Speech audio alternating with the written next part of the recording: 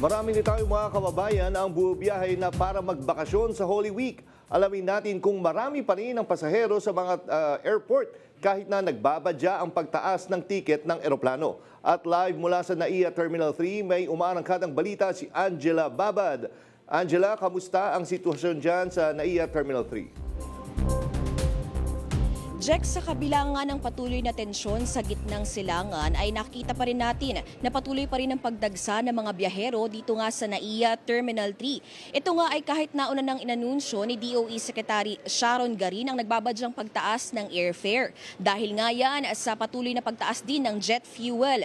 Ilan nga sa mga biyahe ay nakansila na. Isa na dito ay mula sa Cebu Pacific. Yung kanilang flights papunta at pabalik ng Dubai ay kanselado na hanggang April 20. Ang Etihad Airways, bagamat merong flight na cancelled, ay meron pa ring biyahe patungo naman sa Abu Dhabi. Ang Philippine Airlines naman ay may kanseladong flights mula Cebu papuntang Guam at Ho Chi Minh sa darating na Abril.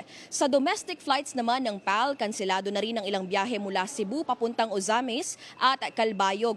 Pati na rin ang flight mula Clark papuntang Siargao. Ganun pa man, ngayong araw ay may ilang airlines tayong nakita na nag-resume na ng kanilang flights papunta sa ilang lugar sa Middle East. Ilan nga dyan ay ang Emirates patungong Dubai at ang Gulf Air patungo naman sa Dammam. Doon nga sa flight patungong Dammam ay may ilang OFW tayong nakausap. Isa na nga dyan ay si Mary Joy na 23 years nang nagtatrabaho sa Bahrain. At kahit ilang beses na umano siyang nakaranas ng putukan doon, ay wala naman siyang pag-aalinlangan sa seguridad. Okay naman. Walang problema. Sige Although may mga putukan, may mga...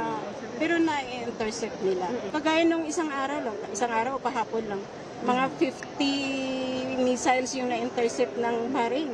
Biruin mo yun sa isang araw lang. Jack, dagdag ko lamang din na nauna nang nag-anunsyo ang Civil Aviation Authority of the Philippines o CAAP na simula April 1 ay epektibo na ang pagbabawas ng aeronautical fees at passenger service charges. Sa lahat ito ng paliparan sa bansa, mula 900 pesos magiging 700 pesos na lang ang passenger service fee para sa international airports. Para naman sa domestic airports, mula 350 pesos ay nasa 150 to 200 na lamang ito.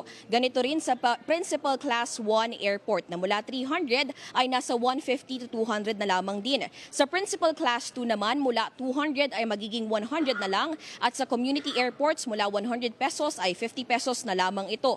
Nasa 50% din ang ibinaba ng airline aeronautical fees o yung landing and take-off charges para nga yan sa mga airline. At yan muna ang latest mula dito sa NAIA. Balik sa inyo, Jack. Maraming salamat, Angela Babad.